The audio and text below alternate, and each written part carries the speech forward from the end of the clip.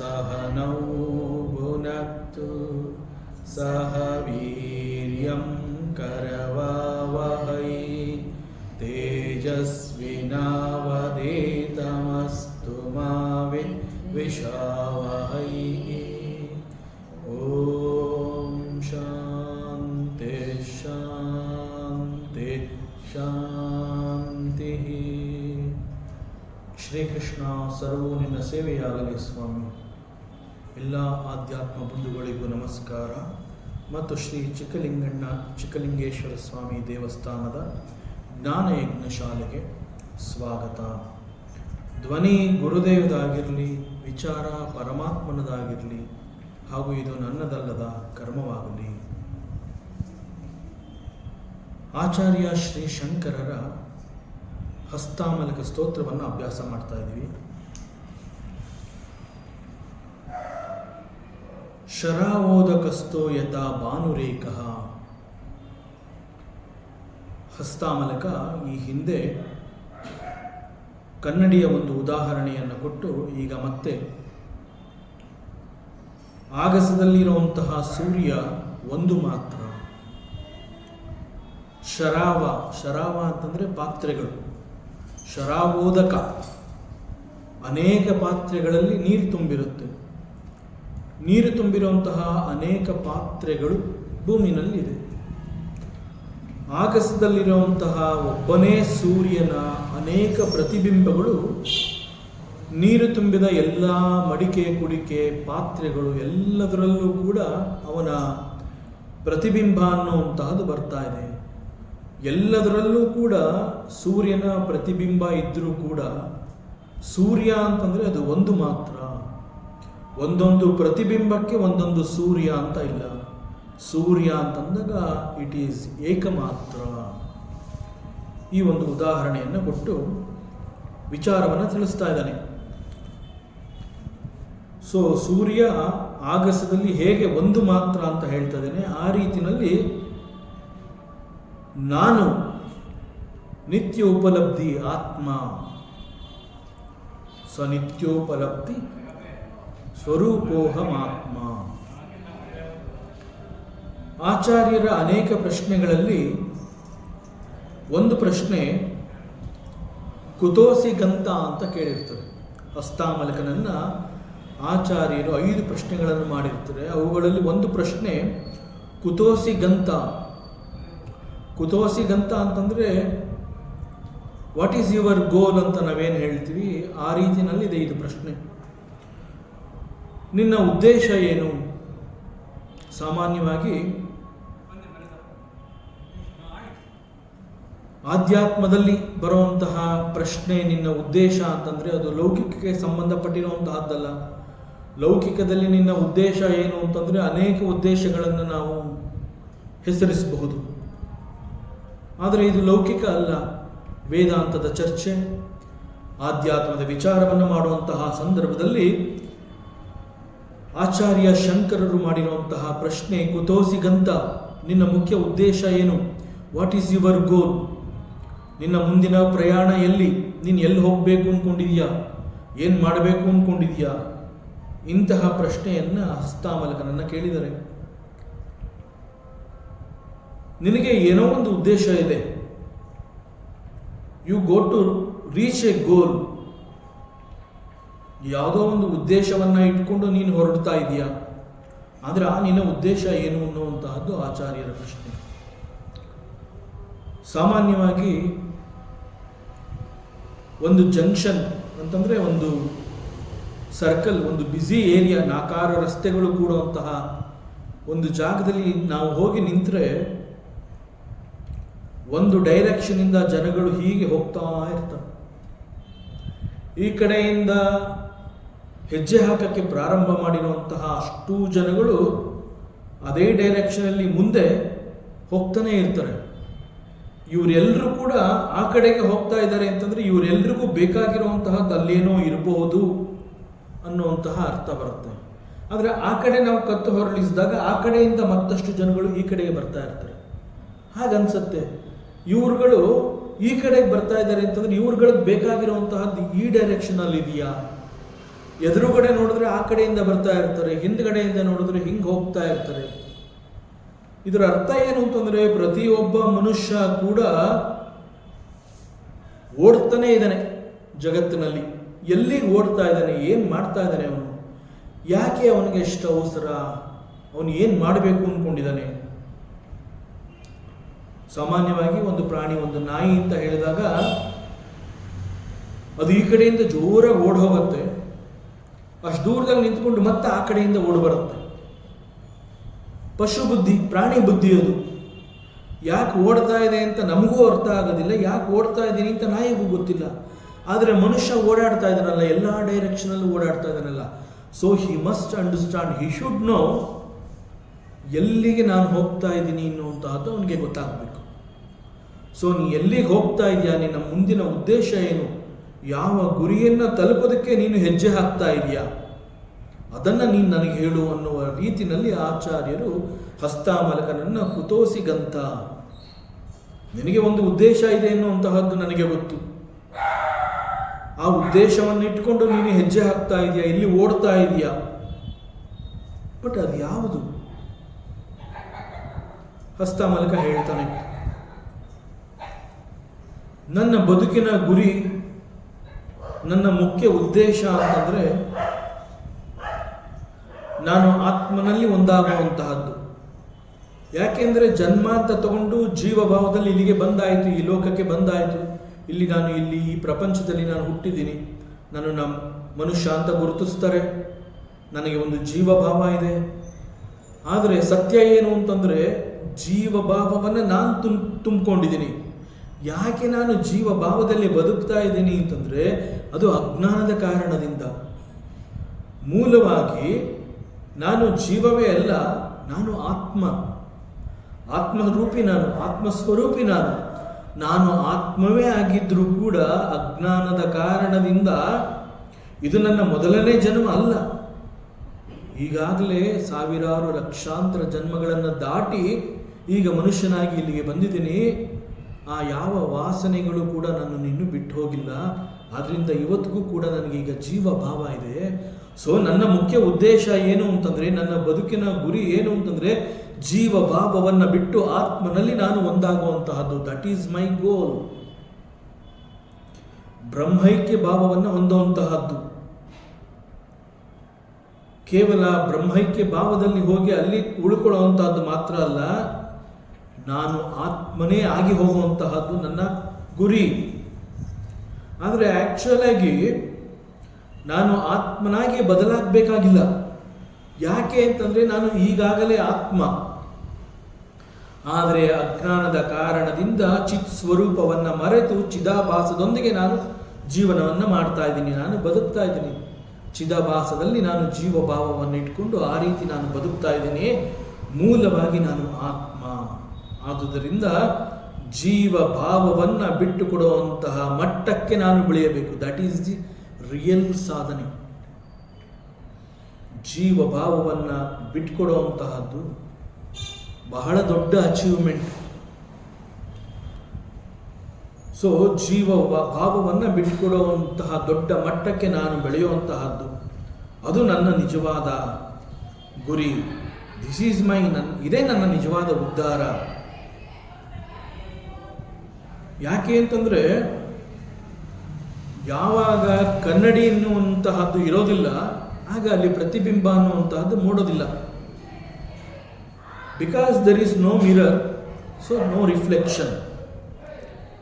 ಯಾವಾಗ ಅಲ್ಲಿ ರಿಫ್ಲೆಕ್ಷನ್ ಅನ್ನುವಂತಹದ್ದು ಇರೋದಿಲ್ಲ ಮತ್ತು ಕನ್ನಡಿ ಎನ್ನುವಂತಹದ್ದು ಇರೋದಿಲ್ಲ, ಆಗ ಉಳ್ಕೊಳ್ಳುವಂತಹದ್ದು ದ ರಿಯಲ್ ಫೇಸ್, ದಿ ಆತ್ಮ. ಪ್ಯೂರ್ ಆತ್ಮ ಮಾತ್ರ ಆಗ ಉಳ್ಕೊಳ್ಳುತ್ತೆ. ಈ ಪ್ಯೂರ್ ಆತ್ಮನಾಗಿ ಉಳ್ಕೊಳ್ಳೋದು ಅಂತ ಏನು ಹೇಳ್ತಾ ಇದ್ದಾನೆ, ಅದನ್ನ ಈ ರೀತಿಯಲ್ಲಿ ಕೂಡ ಹೇಳಬಹುದು. ನಾನು ಪ್ಯೂರ್ ಆತ್ಮನಾಗಿ ಉಳಿಬೇಕು ಅನ್ನುವಂತಹದ್ದೇ ಆದರೆ ಆ ಒಂದು ಧೈರ್ಯ ಮತ್ತು ಆ ಒಂದು ಜ್ಞಾನ ನನಗೆ ಸಂಪೂರ್ಣವಾಗಿ ಅರ್ಥವಾಗಿದೆ ಎನ್ನುವುದೇ ಆದರೆ, ಪ್ರತಿಬಿಂಬ ಅನ್ನುವಂತಹದ್ದು ಇದ್ದಾಗಲೂ ಅಂತಂದ್ರೆ ಎದುರಿಗೆ ಕನ್ನಡಿ ಇದ್ದಾಗ, ಕನ್ನಡಿಯಲ್ಲಿ ಪ್ರತಿಬಿಂಬ ಮೂಡಿದಾಗ ಆ ಪ್ರತಿಬಿಂಬವನ್ನು ನೋಡಿ ಅದನ್ನು ನಾನು ಅಂತ ಒಪ್ಕೋಬಾರ್ದು. ಕನ್ನಡಿ ಇಲ್ಲದೆ ಇದ್ದಾಗ ಅಲ್ಲಿ ಪ್ರತಿಬಿಂಬ ಅನ್ನುವಂತಹದ್ದಿಲ್ಲ, ನಿಜ. ಆದರೆ ಕನ್ನಡಿ ಇದ್ದಾಗ, ಪ್ರತಿಬಿಂಬ ಮೂಡಿದಾಗ ಪ್ರತಿಬಿಂಬವನ್ನು ನೋಡಿ ಅದನ್ನು ನಾನು ಅಂತ ಒಪ್ಕೋಬಾರ್ದು. ಅದು ಕೇವಲ ಪ್ರತಿಬಿಂಬ ಅಂತ ಹೇಳಿ ಸಂಪೂರ್ಣವಾಗಿ ಅದನ್ನು ತಿರಸ್ಕಾರ ಮಾಡುವಂತಹದ್ದು. ಸೊ ಬದುಕಿರುವಾಗ ಇಂತಹ ಒಂದು ಅನುಭವವನ್ನು ನಾನು ಗಳಿಸ್ಕೋಬೇಕು. ಇಂತಹ ಜ್ಞಾನ ನನಗೆ ಅರ್ಥ ಯಾವಾಗ ಆಗಬೇಕು ಅಂತಂದರೆ, ವೈಲ್ ಲಿವಿಂಗ್, ನಾನು ಬದುಕಿದ್ದೀನಿ, ದೇಹದ ಜೊತೆಯಲ್ಲಿ ನಾನು ಬದುಕಿದ್ದೀನಿ, ಬುದ್ಧಿಯ ಜೊತೆಯಲ್ಲಿ ನಾನು ಇದ್ದೀನಿ ಅಂತ ಹೇಳಿದಾಗ ಆ ಸಂದರ್ಭದಲ್ಲಿ ನನಗಿದೆಲ್ಲ ಅರ್ಥ ಆಗಿರಬೇಕು. ನಾಟ್ ಡ್ಯೂರಿಂಗ್ ಬುದ್ಧಿ ವಿಯೋಗೆ. ಹಿಂದೆ ಬುದ್ಧಿ ವಿಯೋಗ ಅಂತ ಹೇಳಿರ್ತಾನೆ ಹಸ್ತಾಮಲಕ.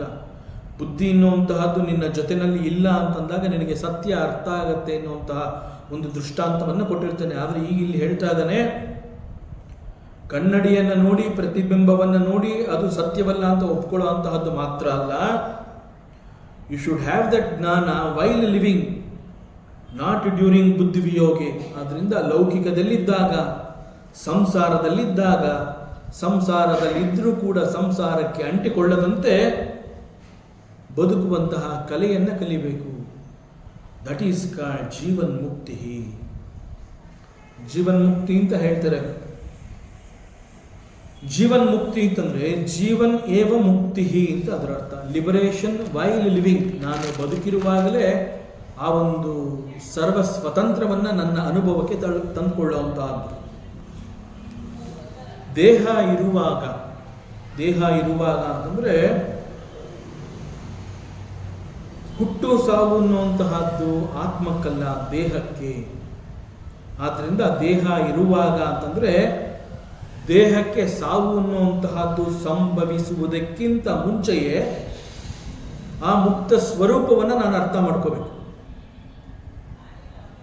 ಮತ್ತು ಇಲ್ಲಿ ಬಹಳ ಸ್ಪೆಸಿಫಿಕ್ ಆಗಿ ಜೀವನ್ ಮುಕ್ತಿ ಅಂತ ಹೇಳಿದಾಗ, ದೇಹ ಬದುಕಿರುವಾಗ ಅಂತ ಹೇಳಿದಾಗ, there is a specific reason why ದೇಹ ಬದುಕಿರುವಾಗ ಅಂತಲೇ ಯಾಕೆ ಅದನ್ನು ಕೋಟ್ ಮಾಡಿ ಹೇಳಿದ್ದಾರೆ ಅಂತಂದರೆ, ಮನಸ್ಸು ಇರುವಾಗ ಅಂತ ಹೇಳಿಲ್ಲ, ದೇಹ ಇರುವಾಗ ಅಂತ ಮಾತ್ರ ಹೇಳಿದ್ದಾರೆ. ಕಾರಣ ಏನು ಅಂತಂದರೆ, ಸಾವು ಅನ್ನುವಂತಹದ್ದು ದೇಹಕ್ಕೆ ಸಂಬಂಧಪಟ್ಟಿರುವಂತಹದ್ದು ಅಂತ ಸಾಕಷ್ಟು ಬಾರಿ ಚರ್ಚೆ ಮಾಡಿದ್ವಿ. ಶಾಸ್ತ್ರದಲ್ಲಿ ಅವೆಲ್ಲ ತಿಳಿಸಿದ್ದಾರೆ. ಸೊ ದೇಹದ ಸಾವು ಅಂತಂದಾಗ ದೇಹ ನಾಶವಾಗತ್ತೆ, ಆದರೆ ಮನಸ್ಸಿಗೆ ಪೂರ್ಣವಾಗಿ ಸಾವು ಅನ್ನುವಂತಹದ್ದು ಸಿಕ್ಕಿರೋದಿಲ್ಲ. ಸಾವು ಅಂತ ಹೇಳಿದಾಗ it is related to the body. So the body dies, not the ಆತ್ಮ, ನಾಟ್ ದಿ ಮೈಂಡ್. ಮನಸ್ಸು ಅನ್ನುವಂತಹದ್ದು it continues even after the death of the body. ಮನಸ್ಸಿಗೆ ಸಾವು ಬಂದಿಲ್ಲ, ಮರಣ ಸಂಭವಿಸಿರುವಂತಹದ್ದು ದೇಹಕ್ಕೆ ಮಾತ್ರ. ದೇಹ ನಾಶವಾಗಿದೆ, ಮನಸ್ಸು it continues even after the death of the body. So actual meaning of Jeevan ಮುಕ್ತಿ ಅಂತಂದ್ರೆ, I will not transfer the ಜೀವ ಸ್ವಭಾವ ಟು ಆತ್ಮ.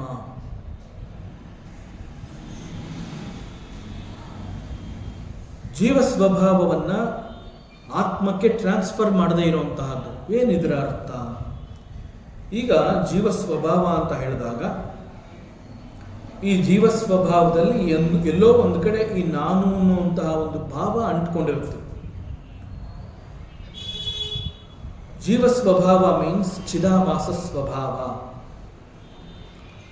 ಇದರಲ್ಲಿ ಎಲ್ಲೋ ಒಂದು ತುದಿಯಲ್ಲಿ ನಾನು ಅನ್ನುವಂತಹ ಒಂದು ಭಾವ ಅಲ್ಲಿ ಅಂಟಿಕೊಂಡಿರುತ್ತೆ.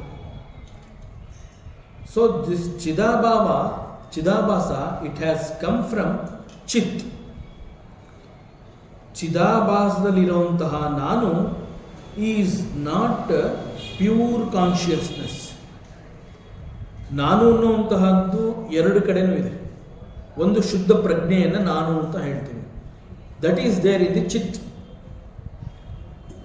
ಚಿತ್ನಲ್ಲಿರುವಂತಹ ಈ ನಾನು ಅನ್ನುವ ಆ ಒಂದು ಪ್ರಜ್ಞೆಯ ಯಾವುದೋ ಒಂದು ಸಣ್ಣ ಭಾವ ನಾನು ಅನ್ನುವಂತಹದ್ದು ಈ ಚಿದಾಭಾಸದಲ್ಲೂ ಕೂಡ ಬಂದಿರುತ್ತೆ. ಚಿದಾಭಾಸದಲ್ಲಿ ಎಲ್ಲೋ ಒಂದು ಕಡೆ ಅದು ಕೂಡ ಅಂಟ್ಕೊಂಡಿರುತ್ತೆ. ಸೊ ನಾನು ಅನ್ನುವಂತಹದ್ದು ತನ್ನ ಅಸ್ತಿತ್ವವನ್ನು ಈ ರೀತಿ ಮನೋಬುದ್ಧಿಯಲ್ಲಿ ಕೂಡ ಅದು ಇಟ್ಕೊಂಡಿರುತ್ತೆ. ಸೊ ನಾನು ಅನ್ನುವಂತಹ ಒಂದು ಭಾವ ಕೇವಲ ದೇಹಕ್ಕೆ ಮಾತ್ರ ಸಂಬಂಧಪಟ್ಟಿರುವಂತಹದ್ದಲ್ಲ, ದೇಹದ ಜೊತೆಗೆ ನಾನು ಅನ್ನುವಂತಹದ್ದು ಮನಸ್ಸು ಬುದ್ಧಿಯಲ್ಲೂ ಕೂಡ ಅಂಟ್ಕೊಂಡಿರುತ್ತೆ. ಸೊ ಮನಸ್ಸು ಬುದ್ಧಿಯಲ್ಲಿ ಇದು ನಾನು ಅನ್ನುವಂತಹದ್ದು ಅಂಟ್ಕೊಂಡಿದೆ ಅಂತಂದಾಗ it is there in the ಸೂಕ್ಷ್ಮ ಶರೀರ. ಶರೀರ ಅಂತ ಹೇಳಿದಾಗ ನಾವು 3 ರೀತಿಯ ಶರೀರಗಳನ್ನು ನೋಡ್ತೀವಿ. ಒಂದು ಸ್ಥೂಲ ಶರೀರ, that is the physical body. ಮತ್ತೊಂದು ಸೂಕ್ಷ್ಮ ಶರೀರ, ಮನಸ್ಸು ಬುದ್ಧಿ. ಮತ್ತೊಂದು ಕಾರಣ ಶರೀರ. ಕಾರಣ ಶರೀರ ಅಂತಂದರೆ ಸಂಸ್ಕಾರ. ಸೊ ಈ ನಾನು ಅನ್ನುವಂತಹದ್ದು ದೇಹದ ಜೊತೆಗೆ ಸ್ಥೂಲ ದೇಹದೊಂದಿಗೂ ಕೂಡ ಇರುತ್ತೆ, ಅದೇ ರೀತಿ ಅದು ಸೂಕ್ಷ್ಮ ಶರೀರದಲ್ಲೂ ಕೂಡ ಅದಿರುತ್ತೆ. ಆದರೆ ಸಾವು ಸಂಭವಿಸಿರುವಂತಹದ್ದು ದೇಹಕ್ಕೆ, ದೇಹ ನಾಶವಾಗಿರುತ್ತೆ. ದೇಹ ನಾಶವಾಗುವುದರ ಜೊತೆಯಲ್ಲಿ ದೇಹಕ್ಕೆ ಅಂಟಿಕೊಂಡಿದ್ದಂತಹ ನಾನು ಅನ್ನುವ ಭಾವ ಕೂಡ ನಾಶವಾಗಿರುತ್ತೆ. ಆದರೆ ಅದೇ ನಾನು ಅನ್ನುವಂತಹ ಒಂದು ಭಾವ, ಯಾವುದೋ ಒಂದು ಸ್ವಲ್ಪ ರೆಸಿಡ್ಯೂ ಅಂತ ನಾವೇನು ಹೇಳ್ತೀವಿ, ಅದು ಸೂಕ್ಷ್ಮ ಶರೀರದಲ್ಲಿ, ಮನಸ್ಸು ಬುದ್ಧಿನಲ್ಲಿ ಎಲ್ಲೋ ಒಂದು ಕಡೆ ಇರುತ್ತೆ. ಸೊ ದಿಸ್ ಸೂಕ್ಷ್ಮ ಶರೀರ, it continues even after the death of the physical body.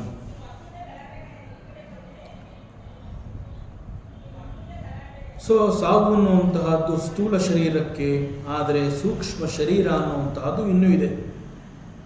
ಇವೆಲ್ಲವನ್ನ ನಾವು ಸ್ವಲ್ಪ ಆಲೋಚನೆ ಮಾಡಿದ್ರೆ ಈ ಚಿದಾಭಾಸ ಅನ್ನುವಂತಹ ನಾನು ಅನ್ನುವಂತಹದ್ದನ್ನ ಚಿತ್ತಿನಿಂದ ನಾವು ಪಡ್ಕೊಂಡಿರ್ತೀವಿ. ಚಿತ್ತಿನಲ್ಲಿ ನಾನು ಅನ್ನುವಂತಹದ್ದು ಏನಿರುತ್ತೆ, that is the pure consciousness, ಶುದ್ಧ ಪ್ರಜ್ಞೆ ಅಂತ ಹೇಳ್ತೀವಿ. ಆ ಶುದ್ಧ ಪ್ರಜ್ಞೆಯನ್ನ ಚಿತ್ತನ್ನ ಗುರುತಿಸದೆ ಚಿದಾಭಾಸವನ್ನ ಗುರುತಿಸಿದಾಗ ಅಜ್ಞಾನದ ಕಾರಣದಿಂದ ಪರಿಶುದ್ಧವಾದ ನಾನು ಅನ್ನುವ ಪ್ರಜ್ಞೆಯನ್ನ ಅಹಂ ನಾನುವಾಗಿ ನಾನು ಚಿದಾಭಾಸದಲ್ಲಿ ತಂದ್ಕೊಂಡಿರ್ತೀನಿ. ಚಿದಾಭಾಸದಿಂದ ದೇಹವನ್ನು ನಾನು ಅಂತ ಒಪ್ಪಿಕೊಂಡು ಅದೇ ನಾನು ಅನ್ನುವಂತಹ ತಿಳಿವಳಿಕೆಯನ್ನು ಮನಸ್ಸು ಬುದ್ಧಿಗಳಿಗೂ ಕೂಡ ನಾನು ಟ್ರಾನ್ಸ್ಫರ್ ಮಾಡಿರ್ತೀನಿ. ಆದರೆ ಸಾವು ಅನ್ನುವಂತಹದ್ದು ಸಂಭವಿಸಿರುತ್ತೆ. ಸ್ಥೂಲ ಶರೀರ ನಾಶವಾಗಿರುತ್ತೆ. ಸ್ಥೂಲ ಶರೀರದಲ್ಲಿದ್ದಂತಹ ನಾನು ಅನ್ನೋ ಭಾವ ಕೂಡ ಅದರ ಜೊತೆಯಲ್ಲಿ ನಾಶವಾಗಿರುತ್ತೆ. ಆದರೆ ಸೂಕ್ಷ್ಮ ಶರೀರ ಇಟ್ ಕಂಟಿನ್ಯೂಸ್. ಸೊ ಈ ಪ್ರಕಾರ ನಾನು ಅನ್ನುವಂತಹದ್ದು ಏನಾಯಿತು, it is there at the body level and it is also at the level of ಸೂಕ್ಷ್ಮ ಶರೀರ, ಮೈಂಡ್ ಲೆವೆಲಲ್ಲಿ ಕೂಡ ಅದಿರುತ್ತೆ. ಸೊ ಈಗ ಮನಸ್ಸಿನ ಜೊತೆಯಲ್ಲಿ ಈ ನಾನು ಅನ್ನುವಂತಹದ್ದು ಹೇಗಿರುತ್ತೆ ಅಂತಂದರೆ, for example I am eating, ನಾನು ಊಟ ಮಾಡ್ತಾ ಇದ್ದೀನಿ, ನಾನು ವಾಕ್ ಮಾಡ್ತಾ ಇದ್ದೀನಿ, ನಾನು ಏನೋ ಕೇಳಿಸ್ಕೊತಾ ಇದ್ದೀನಿ, ನಾನು ಬರೀತಾ ಇದ್ದೀನಿ, ಓದ್ತಾ ಇದ್ದೀನಿ ಅಂತ ಹೇಳಿ ನಾನು ಮಾಡುವಂತಹ ಎಲ್ಲ ಕರ್ಮಗಳಲ್ಲಿ ಆ ನಾನು ಅನ್ನೋದನ್ನು ನಾನು ಸೇರಿಸಿರ್ತೀನಿ. ನಾನು ಊಟ ಮಾಡಿದೆ, ನಾನು ತಿಂಡಿ ತಿಂದೆ, ನಾನು ಎಲ್ಲೋ ಹೋಗಿದ್ದೆ, ಹೀಗೆ ನನ್ನ ಎಲ್ಲ ಕರ್ಮಗಳಲ್ಲಿ ಆ ನಾನು ಅನ್ನುವಂತಹದ್ದನ್ನು ಅಂಟಿಸ್ಕೊಂಡಿರ್ತೀನಲ್ಲ, ದಟ್ ನಾನು is at the level of the mind and intellect. So identifying this amness ಅಂತಂದರೆ ಸಂಪೂರ್ಣವಾಗಿ ನಾನು ಅನ್ನುವಂತಹದ್ದನ್ನೇ ತುಂಬಿಕೊಂಡಿರೋದು. ನಾನುಮಯ ಅನ್ನುವಂತಹದ್ದು ಈ ರೀತಿ ಮೈಂಡ್ ಲೆವೆಲ್ನಲ್ಲಿ ಎಲ್ಲ ಕಡೆ ಅದು ತುಂಬಿಕೊಂಡ್ಬಿಟ್ಟಿರುತ್ತೆ. ಹೀಗೆ ಮನಸ್ಸಿನಲ್ಲಿರುವಂತಹ ಇವೆಲ್ಲವನ್ನ ಮತ್ತೆ ಮತ್ತೆ ಎಕ್ಸ್ಪ್ರೆಸ್ ಮಾಡ್ತಾ ಇರುವಂತಹದ್ದು ಯಾರು ಅಂತಂದ್ರೆ ಚಿದಾಭಾಸ. ಸೊ ಕುತೋಸಿ ಗಂತ ಅನ್ನುವಂತಹ ಪ್ರಶ್ನೆಗೆ ದಿಸ್ ಈಸ್ ಮೈ ಗೋಲ್ ಅಂತ ಹಸ್ತಮಲಕ ಹೇಳ್ತಾನೆ. ನಾನು ಬದುಕಿರುವಾಗಲೇ ನನ್ನ ಜೀವನದ ಮುಖ್ಯ ಉದ್ದೇಶವನ್ನು ನಾನು ಗುರುತಿಸ್ಕೊಳ್ಳುವಂತಹದ್ದು, ಆತ್ಮನಲ್ಲಿ ಒಂದಾಗುವಂತಹದ್ದು, ಬ್ರಹ್ಮೈಕ್ಯ ಭಾವದಲ್ಲಿ ನನ್ನನ್ನು ನಾನು ಗುರುತಿಸ್ಕೊಳ್ಳುವಂತಹದ್ದು, ಆತ್ಮನಾಗಿ ಬದಲಾಗುವಂತಹದ್ದು, ಆತ್ಮವೇ ಆಗಿ ಹೋಗುವಂತಹದ್ದು, ಇದು ನನ್ನ ಮುಖ್ಯ ಉದ್ದೇಶ. ಕುತೋಸಿ ಗಂತ ಅನ್ನುವಂತಹ ಪ್ರಶ್ನೆಗೆ ಈ ರೀತಿ ಉತ್ತರವನ್ನು ಕೊಟ್ಟಾಗ ಜೀವನ್ಮುಕ್ತಿ ಅನ್ನುವಂತಹದ್ದು ಈ ಎಲ್ಲವನ್ನ ದಾಟಿ ನನ್ನ ನೈಜ ಸ್ವರೂಪವನ್ನು ತಿಳ್ಕೊಳ್ಳುವಂತಹದ್ದು ಈಸ್ ಮೈ ಅಲ್ಟಿಮೇಟ್ ಗೋಲ್ ಅಂತಂದರೆ, ನಾನೀಗ ಬದುಕಿದ್ದೀನಿ, ಬದುಕಿರುವಾಗಲೇ ಈ ಒಂದು ಸತ್ಯವನ್ನು ನಾನು ತಿಳ್ಕೊಳ್ಳುವಂತಹದ್ದು ಈಸ್ ಮೈ ರಿಯಲ್ ಗೋಲ್ ಅಂತ ಆಚಾರ್ಯರ ಪ್ರಶ್ನೆಗೆ ಹಸ್ತಾಮಲಕ ಉತ್ತರವನ್ನು ಕೊಟ್ಟಿದ್ದಾನೆ. ಇದಾದ ನಂತರ ಆಚಾರ್ಯರಿಗೆ ಅವನು ಈ ಹಿಂದೆನೇ ಹೇಳಿರ್ತಾನೆ, ನಾನು ದೇಹವಲ್ಲ, ಮನಸ್ಸಲ್ಲ, ಬುದ್ಧಿಯಲ್ಲ, ಹೀಗೆಲ್ಲ ಹೇಳಿ ಅವೆಲ್ಲವನ್ನ ಪ್ರೂವ್ ಮಾಡಿರ್ತಾನೆ. ಮನಶ್ಚಕ್ಷುರಾದಿಗಳಿಗೆ ಮನಶ್ಚಕ್ಷುರಾದಿ ನಾನು ಅಂತ ಹೇಳಿರ್ತಾನೆ. I am the mind of the mind, ನಾನು ಮನಸ್ಸಲ್ಲ, ಮನಸ್ಸನ್ನ ಗುರುತಿಸುವವನು. ನಾನು ಕಣ್ಣಲ್ಲ, ಕಣ್ಣನ್ನೇ ನೋಡ್ತಾ ಇರುವಂತಹವನು ನಾನು ಮನೋ ಇಂದ್ರಿಯಗಳಲ್ಲ, ಮನೋ ಇಂದ್ರಿಯಗಳಿಗೆ ಶಕ್ತಿಯನ್ನು ಕೊಡುವಂತಹವನು ನಾನು. ಐ ಆಮ್ ದಟ್ ಆತ್ಮಸ್ವರೂಪ. ಹೀಗೆ ಆಚಾರ್ಯರ ಪ್ರಶ್ನೆಗೆ ಉತ್ತರವನ್ನು ಕೊಟ್ಟು ಮುಂದುವರಿಸ್ತಾನೆ. ಯಥಾನೇಕ ಚಕ್ಷು ಪ್ರಕಾಶೋ ರವಿರ್ನ ಕ್ರಮೇಣ ಪ್ರಕಾಶಿ ಕರೋತಿ ಪ್ರಕಾಶ್ಯಂ ಅನೇಕ ಧೀಯೋ ಯಸ್ತತೈಕ ಪ್ರಬೋಧ ಸ ನಿತ್ಯೋಪಲಬ್ಧಿ ಸ್ವರೂಪೋಹಮಾತ್ಮ. ಶುದ್ಧ ಪ್ರಜ್ಞೆ ಅಂತ ಹೇಳಿದಾಗ ಅದು ಏಕ ಮಾತ್ರ, ಇಟ್ ಈಸ್ ಏಕಃ ಅಂತ ಹೇಳ್ತಾನೆ. ಇಲ್ಲಿ ಪ್ರಜ್ಞೆ, ಆತ್ಮ ಇವೆಲ್ಲ ಒಂದೇ ಅರ್ಥವನ್ನು ಕೊಡುವಂತಹ ಪದಗಳು. ಸೊ ಆ ಪ್ರಕಾರ ಪ್ರಜ್ಞೆ ಅಂತಂದ್ರೂ ಇಟ್ ಈಸ್ ಏಕಃ, ಆತ್ಮ ಅಂತ ಹೇಳಿದಾಗಲೂ ಕೂಡ ಇಟ್ ಈಸ್ ಏಕಃ, ಇದು ಒಂದು ಮಾತ್ರ. ಆತ್ಮ ಅಂತ ಹೇಳಿದಾಗ ಅಥವಾ ಪ್ರಜ್ಞೆ ಅಂತ ಹೇಳಿದಾಗ ಅದು ಒಂದು ಮಾತ್ರ. ಆದರೆ ಚಕ್ಷು, ಕಣ್ಣುಗಳು ಅಂತ ಹೇಳಿದಾಗ ಇಟ್ ಈಸ್ ಅನೇಕ. ಯಥಾನೇಕ ಚಕ್ಷು, ಅನೇಕ ಚಕ್ಷು, ಕಣ್ಣುಗಳು ಅಂತ ಹೇಳಿದಾಗ ಅದು ಅನೇಕ. ಅದೇ ರೀತಿ ಮನಸ್ಸುಗಳು ಅಂತ ಹೇಳಿದಾಗ ಅದು ಕೂಡ ಅನೇಕ. ಅನೇಕ ಧಿಯೋ, ಅನೇಕ ರೀತಿಯ ಮನಸ್ಸುಗಳು ಕೂಡ ಇದೆ. ಈ ಅನೇಕ ಕಣ್ಣುಗಳಿಗೆ, ಅನೇಕ ಮನಸ್ಸುಗಳಿಗೆ, ಇಲ್ಲಿ ಕಣ್ಣುಗಳು ಅಂತ ಹೇಳಿದಾಗ ಕೇವಲ ಕಣ್ಣುಗಳು ಮಾತ್ರ ಅಲ್ಲ, ಅದಕ್ಕೆ ಹಿಂದೆ ಮನಃಾದಿ ಚಕ್ಷುರಾದಿ ಅಂತ ಹೇಳಿರ್ತಾನೆ. ಇಲ್ಲಿ ಕಣ್ಣು ಅಂತ ಹೇಳಿದ್ರು ಕೂಡ ಚಕ್ಷುರಾದಿ, ಕಣ್ಣು, ಕಿವಿ, ನಾಲಿಗೆ, ಚರ್ಮ ಎಲ್ಲ ಇಂದ್ರಿಯಗಳು ಸೇರಿ. ಅದೇ ರೀತಿ ಮನಸ್ಸು ಅಂತ ಹೇಳಿದಾಗ ಮನಃ ಆದಿ, ಮನಸ್ಸು, ಬುದ್ಧಿ, ಚಿತ್ತ ಮತ್ತು ಅಹಂಕಾರ, ಹೀಗೆ ಈ ಅರ್ಥದಲ್ಲಿ ತಗೋಬೇಕಾಗುತ್ತೆ. ಸೊ ಈ ಆತ್ಮ ಅನ್ನುವಂತಹದ್ದು ಒಂದು ಮಾತ್ರ. ಆದರೆ ಈ ಒಂದು ಆತ್ಮ ಅನೇಕ ಕಣ್ಣುಗಳಿಗೆ, ಅನೇಕ ಮನಸ್ಸುಗಳಿಗೆ ಶಕ್ತಿಯನ್ನು ಕೊಡ್ತಾ ಇದೆ. How is it possible? ಇಂತಹ ಒಂದು ಪ್ರಶ್ನೆಗೆ ಇಲ್ಲಿ ಅದನ್ನೇ ಮುಖ್ಯ ವಿಚಾರವಾಗಿ ತಗೊಂಡು ಇಲ್ಲಿ ಹಸ್ತಾಮಲಕ ಮತ್ತಷ್ಟು ವಿಚಾರವನ್ನು ಹೇಳ್ತಾ ಇದ್ದಾರೆ. ಯಥಾರವಿಹಿ, ಯಥಾರವಿಹಿ ಅನೇಕ ಚಕ್ಷು ಪ್ರಕಾಶಃ. ಹೇಗೆ ಒಬ್ಬನೇ ಸೂರ್ಯ ಎಲ್ಲ ಕಣ್ಣುಗಳಿಗೆ ನೋಡುವಂತಹ ಶಕ್ತಿ, ಅಥವಾ ನೋಟವನ್ನು ನೋಡುವಂತಹ ಬೆಳಕು, ನೋಟ ಅಂತಂದರೆ ನೋಡುವಂತಹ ಬೆಳಕನ್ನು ಅವನು ಹಂಚಿದ್ದಾನೆ. ಹೇಗೆ ಇಟ್ ಈಸ್ ಪಾಸಿಬಲ್ ಅಂತಂದರೆ that is the power of Surya. It is possible for the Surya to give the ability for so many eyes. ಒಂದೇ ಕ್ಷಣದಲ್ಲಿ ಎಲ್ಲ ಕಣ್ಣುಗಳಿಗೂ ಕೂಡ ಅವನು ಬೆಳಕು ಚೆಲ್ತಾನೆ. ಅಂತಹ ಶಕ್ತಿಯನ್ನು ಸೂರ್ಯ ಹೊಂದಿದ್ದಾನೆ. ಇರೋದು ಒಬ್ಬ ಸೂರ್ಯ, ಕೋಟಿ ಕೋಟಿ ಜನಗಳಿದ್ದಾರೆ, ಕೋಟಿ ಕೋಟಿ ಕಣ್ಣುಗಳಿದೆ. ಜೀವರಾಶಿಗಳು ಅಂತ ಹೇಳಿದಾಗ ಪ್ರಾಣಿ ಪಕ್ಷಿಗಳಿಗೂ ಕೂಡ ಕಣ್ಣಿದೆ, ಅವುಗಳು ಕೂಡ ನೋಡುತ್ತವೆ. ಅದರಿಂದ ಇಲ್ಲಿ ಕಣ್ಣುಗಳು ಅಂತ ಹೇಳಿದಾಗ ಅನೇಕ ಅಂತ ಯಾಕೆ ಅಂತಂದರೆ, ಜೀವರಾಶಿಗಳಲ್ಲಿ ಯಾವುದೆಲ್ಲದಕ್ಕೂ ಇಂತಹ ಇಂದ್ರಿಯಗಳಿಗೆ ನೋಡುವಂತಹ ಶಕ್ತಿ ಇದೆ, ಅಂತಹ ಎಲ್ಲ ಕಣ್ಣುಗಳಿಗೂ ಕೂಡ ಆ ಒಂದು ಶಕ್ತಿಯನ್ನು ಕೊಟ್ಟಿರುವಂತಹವನು ಯಾರು ಅಂತಂದರೆ ಸೂರ್ಯ.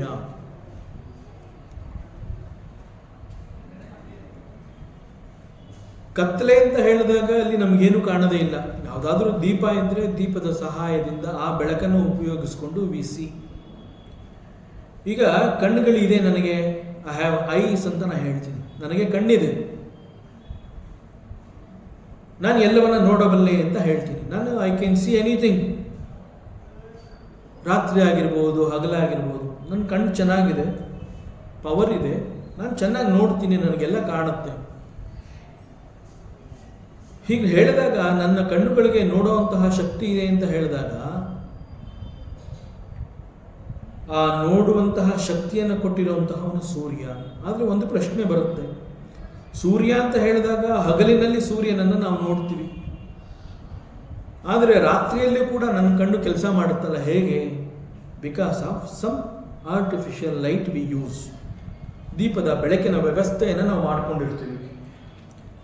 ಆ ಬೆಳಕಿನ ವ್ಯವಸ್ಥೆಯನ್ನು ನಾವೇನು ಮಾಡ್ಕೊಂಡಿದ್ದೀವಿ, ಅದರ ಮೂಲಕ್ಕೆ ಹೋದಾಗ ಅದಕ್ಕೂ ಕೂಡ ಆ ಮೂಲವನ್ನು ಶಕ್ತಿ ತುಂಬಿರುವಂತಹದ್ದು ಅದೇ ಸೂರ್ಯ. ಒಟ್ಟಿನಲ್ಲಿ ನನ್ನ ಕಣ್ಣುಗಳು ನೋಡ್ತಾ ಇದೆ ಅಂತ ಹೇಳಿದಾಗ ಅದಕ್ಕೆ ಶಕ್ತಿಯನ್ನು ಕೊಟ್ಟಿರುವಂತಹವನು ಸೂರ್ಯ. ಸೂರ್ಯ ಆಗಸದಲ್ಲಿ ಹುಟ್ಟಿದಾನೆ ಅಂದ ಕ್ಷಣದಲ್ಲಿ ನನ್ನ ಕಣ್ಣುಗಳು ಫಂಕ್ಷನ್ ಮಾಡೋದಕ್ಕೆ ಸ್ಟಾರ್ಟ್ ಮಾಡುತ್ತೆ, ಕೆಲಸ ಮಾಡೋದಕ್ಕೆ ಸ್ಟಾರ್ಟ್ ಮಾಡುತ್ತೆ. ಸೂರ್ಯ ಆಗಸದಲ್ಲಿ ಹುಟ್ಟಿದಾನೆ ಅಂತ ಹೇಳಿದಾಗ ಸೂರ್ಯ ಪ್ರತಿಯೊಂದು ಜೀವರಾಶಿಯ ಹತ್ತಿರ ಬಂದು, ನಾನು ಬಂದಿದ್ದೀನಿ, ನಾನು ಹುಟ್ಟಿದ್ದೀನಿ, ಈಗ ನಾನು ನಿನ್ನ ಕಣ್ಣುಗಳಿಗೆ ಶಕ್ತಿಯನ್ನು ಕೊಟ್ಟಿದ್ದೀನಿ ಅಂತ ಹೇಳಿ ಎಲ್ಲ ಕಣ್ಣುಗಳ ಬಳಿ ಅವನು ಹೋಗೋದಿಲ್ಲ. ಕೇವಲ ಹಿಸ್ ಪ್ರೆಸೆನ್ಸ್ ಈಸ್ ಸಫಿಷಿಯೆಂಟ್. ಸೂರ್ಯ ಇದ್ದಾನೆ, that is sufficient. Eyes starts functioning. That is the power of ಸೂರ್ಯ. ಸೂರ್ಯ ಉದಯಿಸಿದಾನೆ ಅಂತಂದ್ರೆ ಆ ಬೆಳಕು ಎಲ್ಲ ಕಡೆ ಹರಡ್ತಾ ಇದೆ. ಸೂರ್ಯ ಬೆಳಕು ಚೆಲ್ತಾ ಇದ್ದಾನೆ ಅಂತ ನಾವು ಮಾತನಾಡ್ತೀವಿ, ಅದು ನಮ್ಮ ಮಾತಿನ ದಾಟಿ. ಬಟ್ ಹೀ ಈಸ್ ಅಕರ್ತ. ಅವನು ಬೆಳಕು ಚೆಲ್ತಾ ಇಲ್ಲ, ತಗೊಳ್ಳಿ ನನ್ನ ಬೆಳಕು, ತಗೊಳ್ಳಿ ನನ್ನ ಬೆಳಕು ಅಂತ ಎಲ್ಲೂ ಚೆಲ್ತಾ ಇಲ್ಲ. ದ ವೆರಿ ಪ್ರೆಸೆನ್ಸ್, ಸೂರ್ಯ ಅಂತಂದ್ರೆ ಬೆಳಕು ಎಲ್ಲ ಕಡೆ ಹರಡ್ತಾ ಇದೆ.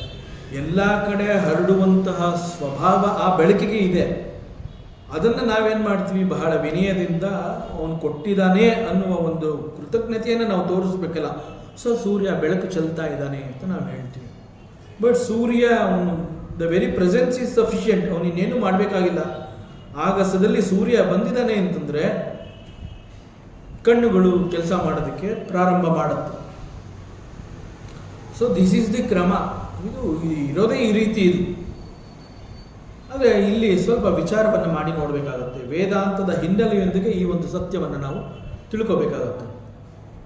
ಸೂರ್ಯ ಅಂತ ಹೇಳಿದಾಗ ಸೂರ್ಯನನ್ನು ನಾವು ಸೂರ್ಯ ದೇವತೆ ಅಂತ ಕೂಡ ಕರಿತೀವಿ. ಬೆಳಗ್ಗೆ ಎದ್ದ ತಕ್ಷಣ ಕೈ ಮುಗಿತೀವಿ, ಸೂರ್ಯನಾರಾಯಣ ಅಂತಲೇ ಹೇಳ್ತೀವಿ. ನಾವು ಪರಮಾತ್ಮನನ್ನ ಈ ಇಂದ್ರಿಯ ಕಣ್ಣುಗಳಿಂದ ನೋಡುವಂತಹ ಶಕ್ತಿಯನ್ನು ನಮಗೆ ಈ ಇಂದ್ರಿಯಗಳಿಗೆ ಇಲ್ಲ. ನಮ್ಮ ಶಾಸ್ತ್ರ ಏನು ಹೇಳುತ್ತೆ, ಈ ಇಂದ್ರಿಯಾತೀತ. ಭಗವಂತ ಅಥವಾ ಪರಮಾತ್ಮ ಅಂತ ಹೇಳಿದಾಗ ಅವನು ಇಂದ್ರಿಯಗಳಿಗೆ ಸಿಗುವಂತಹ ಅವನಲ್ಲ. ಅವನು ಜ್ಞಾನಕ್ಕೆ ಸಿಗುವಂತಹವನು. ಜ್ಞಾನ ಚಕ್ಷುಗಳಿಂದ ಪರಮಾತ್ಮನನ್ನು ನಾವು ತಿಳ್ಕೋಬೇಕಾಗತ್ತೆ. ಆದರೆ ಇದೇ ಕಣ್ಣುಗಳು ಸೂರ್ಯನನ್ನು ನೋಡ್ತಾ ಇದೆ ಅಂತಂದಾಗ ಆ ಸೂರ್ಯ ಕಣ್ಣಿಗೆ ಕಾಣಿಸ್ತಾ ಇರುವಂತಹ ಪ್ರತ್ಯಕ್ಷ ದೈವ. ಸೊ ಅದರಿಂದ ನಾವು ಸೂರ್ಯನನ್ನು ಬರೀ ಸೂರ್ಯ ಅಂತ ಹೇಳೋದಿಲ್ಲ, ಸೂರ್ಯನಾರಾಯಣ ಅಂತ ಹೇಳ್ತೀವಿ. ಯಾಕೆ ನಾವು ಅಷ್ಟೊಂದು ಒಂದು ಪೂಜ್ಯ ಭಾವನೆಯನ್ನು ಬೆಳೆಸ್ಕೊಂಡಿದ್ದೀವಿ ಅಂತಂದರೆ, ಆ ಸೂರ್ಯ ಇಡೀ ಜಗತ್ತಿಗೆ ಚೈತನ್ಯದ ಶಕ್ತಿಯನ್ನು ಕೊಡ್ತಾ ಇದ್ದಾನೆ. ಪ್ರಪಂಚದ ಯಾವ ಮೂಲೆಯಲ್ಲಿ ಒಂದು ಚಟುವಟಿಕೆ ನಡೀತಾ ಇದೆ ಅಂತಂದ್ರೆ it is because of this Surya. ಪ್ರಪಂಚದ ಯಾವುದೋ ಒಂದು ಮೂಲೆಯಲ್ಲಿ ಏನೋ ಒಂದು ಆಗ್ತಾ ಇದೆ ಅಂತಂದ್ರೆ ಅದಕ್ಕೆ ಕಾರಣ ಈ ಸೂರ್ಯ ಭಗವಂತ. ಸೊ ಇಂತಹ ಸೂರ್ಯ ಭಗವಂತನನ್ನ ನಾನು ಬೇರೆ ಭಗವಂತನನ್ನ ಪ್ರತ್ಯಕ್ಷವಾಗಿ ನಾನು ಇಲ್ಲಿವರೆಗೆ ನೋಡಿಲ್ಲ. ಭಗವಂತನ ವಿಚಾರಗಳನ್ನು ತಿಳ್ಕೊಳ್ಳುವಂತಹ ಪ್ರಯತ್ನವನ್ನು ಮಾಡ್ತಾ ಇದ್ದೀನಿ, ಭಗವಂತ ನನಗೆ ಇನ್ನೂ ಸಿಕ್ಕಿಲ್ಲ. ಆದರೆ ಸೂರ್ಯನನ್ನು ನಾನು ನೋಡ್ತಾ ಇರೋದ್ರಿಂದ ಸೂರ್ಯನನ್ನು ನಾನು ಪ್ರತ್ಯಕ್ಷ ದೈವ ಅಂತ ಕರೀತಾ ಇದ್ದೀನಿ. ಸೊ ಈ ಸೂರ್ಯನನ್ನು ನಾನು ಪ್ರತ್ಯಕ್ಷ ದೈವ ಅಂತ ಹೇಳಿದ್ರು ಕೂಡ ದಿಸ್ ಸೂರ್ಯ ಈಸ್ ಅಧಿಷ್ಠಾನ ದೇವತಾ. ಅಧಿಷ್ಠಾನ ದೇವತಾ ಅಂತಂದ್ರೇನು? ನಾವು ಈ ಒಂದು ಯೂನಿವರ್ಸ್, ಈ ಒಂದು ವಿಶ್ವದಲ್ಲಿ ಕೆಲವು ಕಾಸ್ಮಿಕ್ ಎನರ್ಜಿ ಅಂತ ಹೇಳ್ತೀವಿ. ವಿಶ್ವದಲ್ಲಿ ಕೆಲವೊಂದು ಶಕ್ತಿಗಳಿದೆ ಅಂತ ಹೇಳ್ತೀವಿ. ಆ ಶಕ್ತಿಗಳ ಹಿನ್ನೆಲೆಯಾಗಲಿ, ಆ ಶಕ್ತಿ ಹೇಗೆ ಇದೆ ಅನ್ನುವಂತಹದ್ದಾಗಲಿ ಆ ಸತ್ಯ ನಮಗೆ ಗೊತ್ತಾಗೋದಿಲ್ಲ.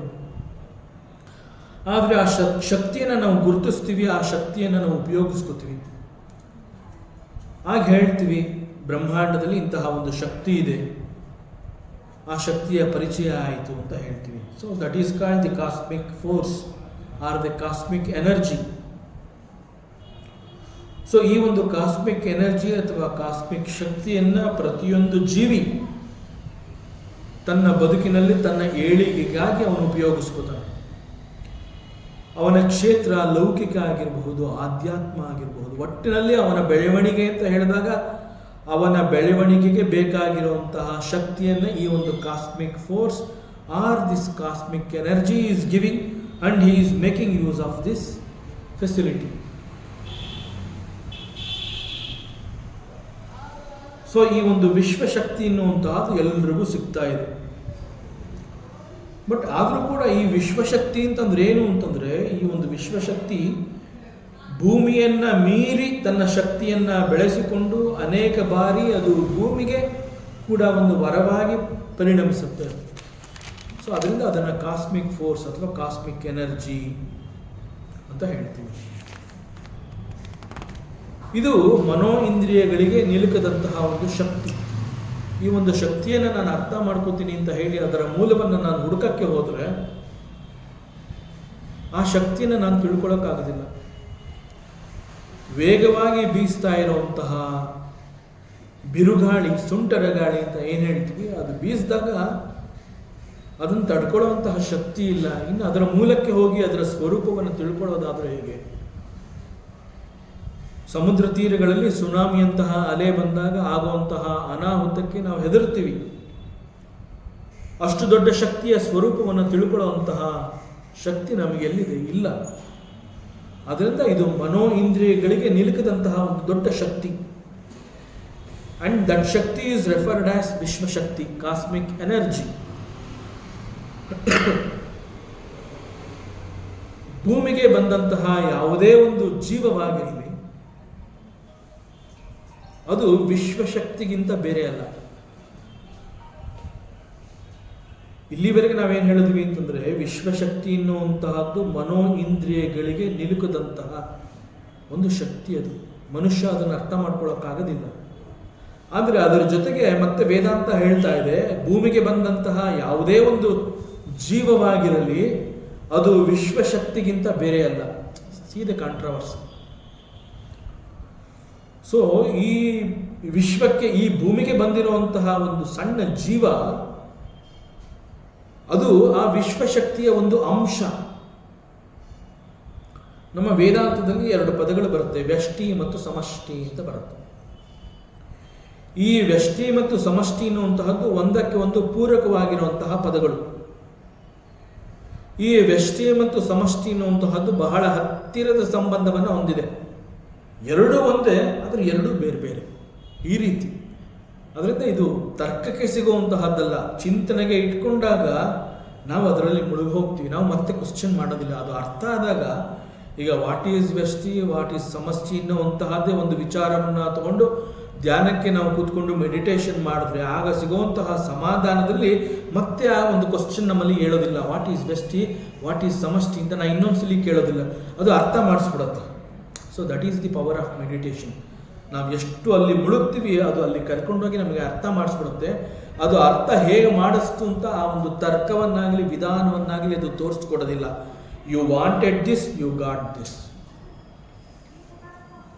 ಸೊ ಈ ವ್ಯಷ್ಟಿ ಮತ್ತು ಸಮಷ್ಟಿ ಎನ್ನುವಂತಹದ್ದು ಬಹಳ ಹತ್ತಿರದ ಸಂಬಂಧವನ್ನು ಹೊಂದಿರುವಂತಹದ್ದು. ಸೊ ವ್ಯಷ್ಟಿ ಸಮಷ್ಟಿ ಅಂತಂದ್ರೇನು? ನಾವು ಇಲ್ಲಿವರೆಗೆ ಏನು ಹೇಳಿದ್ವಿ, ಒಂದು ಸಣ್ಣ ಜೀವ ಮತ್ತು ವಿಶ್ವಶಕ್ತಿ. ಜೀವಶಕ್ತಿ ಮತ್ತು ವಿಶ್ವಶಕ್ತಿ ಎರಡು ಬೇರೆ ಬೇರೆ ಅಲ್ಲ. ವಿಶ್ವಶಕ್ತಿಯ ಒಂದು ಅಂಶವೇ ಜೀವಶಕ್ತಿ. ಸೊ ಇದನ್ನು ಇಂಡಿವಿಜುವಲ್ ಆ್ಯಂಡ್ ಟೋಟಾಲಿಟಿ, ವ್ಯಷ್ಟಿ ಮತ್ತು ಸಮಷ್ಟಿ ಅಂತ ಹೇಳ್ತೀವಿ. ಸೊ ಇವೆರಡೂ ಕೂಡ ಬೋತ್ ಆರ್ ಲಿಂಕ್ಡ್. ಹೇಗೆ ಒಂದು ವ್ಯಷ್ಟಿಗೂ ಸಮಷ್ಟಿಗೂ ಅಥವಾ ಒಂದು ಜೀವಕ್ಕೂ ಒಂದು ಹೊರಗಡೆಯ ವಿಶ್ವಶಕ್ತಿಗೂ ಹೇಗೆ ಸಂಬಂಧ ಇದೆ? ವೇದಾಂತ ಏನು ಈ ಥರ ತಿಳಿಸ್ತಾ ಇದೆ, ಶಾಸ್ತ್ರ ಹೇಳ್ತಾ ಇದೆ. ಆ ವಿಶ್ವಶಕ್ತಿಗಿಂತ ನಾನು ಬೇರೆ ಅಲ್ಲ ಅಂತ ಹೇಳ್ತಾ ಇದೆ. ಮತ್ತು ವಿಶ್ವಶಕ್ತಿಯನ್ನು ಅರ್ಥ ಮಾಡ್ಕೊಳ್ಳುವಂತಹ ಶಕ್ತಿ ನನಗಿಲ್ಲ ಅಂತ ಹೇಳ್ತಾ ಇದೆ. ಮತ್ತೆ ಸಮಾಧಾನ ಕೂಡ ಮಾಡುತ್ತೆ, ನೀನು ಅದರ ಒಂದು ಅಂಶ ಅಂತ ಕೂಡ ಹೇಳುತ್ತೆ. ಹೀಗೆಲ್ಲ ಹೇಳಿದಾಗ ಮತ್ತೆ ನನಗೆ ಹಾಗೂ ಆ ಒಂದು ವಿಶ್ವಶಕ್ತಿಗೆ ಬಹಳ ಕ್ಲೋಸ್ ಕನೆಕ್ಷನ್ ಇದೆ. ನೀವು ಬೇರೆ ಬೇರೆ ಅಲ್ವೇ ಇಲ್ಲ, ಅದರ ಅಂಶನೇ ನೀನು ಅದೇ ಆಗಿದೆಯಾ, ತತ್ವಮಸಿ. ಹೀಗೆ ಹೇಳಿದಾಗ ಇದು ನನ್ನ ಅನುಭವಕ್ಕೆ ಬರೋದು ಹೇಗೆ? ಹೇಳಬೇಕಾದ್ರೆ ಕೇಳುವಂತಹದ್ದು ಬಹಳ ಈಸಿ, ಆದರೆ ಇದನ್ನು ನನ್ನ ಬದುಕಿನಲ್ಲಿ ನನ್ನ ಅನುಭವಕ್ಕೆ ಬರಬೇಕು, ನನಗೆ ಅರ್ಥ ಆಗಬೇಕು ಅಂತಂದರೆ ಇದನ್ನು ಹೇಗೆ ಅರ್ಥ ಮಾಡ್ಕೊಳ್ಳುವಂತಹದ್ದು. ಜೀವಶಕ್ತಿ ಬಹಳ ವೆರಿ ಸ್ಮಾಲು, ಅಷ್ಟು ದೊಡ್ಡ ವಿಶ್ವಶಕ್ತಿಯನ್ನು ಅರ್ಥ ಮಾಡ್ಕೊಳ್ಳೋದಕ್ಕೆ ಸಾಧ್ಯವೇ ಇಲ್ಲ ಅಂತಂದಾಗ, ಮತ್ತೆ ನಿನಗೆ ಅದಕ್ಕೆ ವ್ಯತ್ಯಾಸವೇ ಇಲ್ಲ ಅಂತ ಹೇಳಿದಾಗ ಇದನ್ನು ಹೇಗೆ ಅರ್ಥ ಮಾಡ್ಕೊಳ್ಳೋದು ಅನ್ನುವಂಥದ್ದಕ್ಕೆ ಒಂದು ಉದಾಹರಣೆ. ಈ ಹೊರಗಿನ ವಾತಾವರಣ ಅಂತ ನಾವೇನು ಹೇಳ್ತೀವಿ ಅದು ನನಗಿಂತ ಬೇರೆ. ಈ ಒಂದು ಹೊರಗಿನ ವಾತಾವರಣದಲ್ಲಿ ವಾತಾವರಣ ಅನ್ನುವಂತಹದ್ದು ಸ್ವಲ್ಪ ಹದಗೆಟ್ಟಿದೆ ಅಂತ ಹೇಳಿದಾಗ ಅದು ನಮ್ಮ ದೇಹದ ಮೇಲೆ ಪರಿಣಾಮವನ್ನು ಬೀರುತ್ತೆ. ಇದರ ಅರ್ಥ ನನಗೂ ಅಂತಂದರೆ ನನ್ನ ದೇಹಕ್ಕೂ ಮತ್ತು ಹೊರಗಿನ ಒಂದು ವಾತಾವರಣಕ್ಕೂ ಬಹಳ ಹತ್ತಿರದ ಸಂಬಂಧ ಇದೆ. ವಾತಾವರಣದಲ್ಲಿ ಏನಾದರೂ ಒಂದು ಕಲುಷಿತವಾದ ನೀರು ಅಥವಾ ಕಲುಷಿತವಾದ ಗಾಳಿ ಇದೆ, ಅದನ್ನು ಸೇವಿಸಿದಾಗ, ಅದನ್ನು ನಾನು ಉಸಿರಾಡಿದಾಗ ಅಥವಾ ಅಂತಹ ಕಲುಷಿತವಾದ ನೀರನ್ನು ತಗೊಂಡಾಗ ಅದು ನನ್ನ ದೇಹದ ಮೇಲೆ ವ್ಯತಿರಿಕ್ತ ಪರಿಣಾಮವನ್ನು ಯಾಕೆ ಬೀರುತ್ತೆ ಅಂತಂದರೆ, because I am very closely associated with ಈ ಹೊರಗಿನ ವಾತಾವರಣ. ಹೊರಗಿನ ವಾತಾವರಣದಲ್ಲಿ ಕಲುಷಿತ ನೀರು ಇದೆ, ಸೊ ವಾತಾವರಣ ಹದಗೆಟ್ಟಿದೆ. ಹದಗೆಟ್ಟಿರುವಂತಹ ವಾತಾವರಣಕ್ಕೆ ಕಾರಣವಾಗಿರುವಂತಹ ಕಲುಷಿತ ನೀರು ಅಥವಾ ಕಲುಷಿತ ಗಾಳಿ ಅದು ನನ್ನ ದೇಹವನ್ನು ಸೇರಿದಾಗ ನನ್ನ ದೇಹದಲ್ಲೂ ಕೂಡ ವ್ಯತ್ಯಾಸವಾಗುತ್ತೆ. ಹೇಗೆ ಹೊರಗಿನ ವಾತಾವರಣ ಹದಗೆಟ್ಟಿರುತ್ತೆ, ಆ ರೀತಿಯಲ್ಲಿ ನನ್ನ ದೇಹ ಕೂಡ ಹದಗೆಡುತ್ತೆ. ಸೊ ಈ ರೀತಿಯಲ್ಲಿ I have A very close relationship with the outer atmosphere. ಹೊರಗಿನ ವಾತಾವರಣ ಶುದ್ಧವಾಗಿಲ್ಲ ಅಂತಂದಾಗ ಇಟ್ ಈಸ್ ಮೈ ಲಂಗ್ಸ್. ಆ ಲಂಗ್ಸ್ ಏನು ಮಾಡುತ್ತೆ, ಹೊರಗಿನ ವಾತಾವರಣದಿಂದ ಉಸಿರಾಡಿದಾಗ ಉಸಿರಿನ ಮೂಲಕ ಅದು ತನ್ನೊಳಗೆ ತಗೊಂಡು ನನ್ನ ದೇಹದ ಪ್ರಕೃತಿಯನ್ನು ಕೂಡ ಅದು ಹಾಳು ಮಾಡುತ್ತೆ. ಸೊ ನನಗೆ ಸ್ಟ್ರಾಂಗ್ ಲಂಗ್ಸ್ ಇದೆ ಅಂತ ಹೇಳಿ, ನನಗೇನೂ ಆಗೋದಿಲ್ಲ ಅಂತ ಹೇಳಿ ಹದಗೆಟ್ಟಿರುವಂತಹ ವಾತಾವರಣಕ್ಕೆ ಬಂದು ನಾನು ಅಲ್ಲಿ ಉಸಿರಾಟವನ್ನು ಮಾಡಿದ್ರೆ ನೋ ಡೌಟ್ ನನಗೆ ಒಂದು ಸಮಸ್ಯೆ ಎನ್ನುವಂತಹದ್ದು, ಆರೋಗ್ಯದ ಸಮಸ್ಯೆ ಎನ್ನುವಂತಹದ್ದು ಉಂಟಾಗುತ್ತೆ. ಸೊ ಇದು ಏನು ತಿಳಿಸುತ್ತೆ ಅಂತಂದರೆ, ಹೊರಗಿನ ವಾತಾವರಣದಿಂದ ನಿನ್ನ ಒಂದು ಆರೋಗ್ಯ ಹದಗೆಡುತ್ತೆ ಅಂತಂದಾಗ it is your responsibility that ಹೊರಗಿನ ವಾತಾವರಣವನ್ನು ನೀನು ಶುಚಿಯಾಗಿಟ್ಕೋಬೇಕು. Because you are closely connected with the ಹೊರಗಿನ ವಾತಾವರಣ. So it is equally my responsibility to keep the atmosphere very clean and pure. So ಇಲ್ಲಿ ಸೂರ್ಯನನ್ನು ಅಧಿಷ್ಠಾನ ದೇವತೆ ಅಂತ ಕರೆದಿರುವಂತಹದ್ದು ವಿಚಾರವನ್ನು ನಾವು ತಗೊಂಡಿರೋದು. ಸೂರ್ಯನನ್ನು ಅಧಿಷ್ಠಾನ ದೇವತೆ ಅಂತ ಹೇಳಿದಾಗ ವಿಶ್ವದಲ್ಲಿ ಅನೇಕ ಕಾಸ್ಮಿಕ್ ಎನರ್ಜಿಗಳನ್ನು ವಿಶ್ವಶಕ್ತಿ ಅಂತ ಹೇಗೆ ನಾವು ಕರಿತೀವಿ, ಆ ರೀತಿಯಲ್ಲಿ ಸೂರ್ಯನನ್ನು ಅಧಿಷ್ಠಾನ ದೇವತೆ ಅಂತ ಹೇಳಿದಾಗ this Surya is also A energy and A cosmic energy. So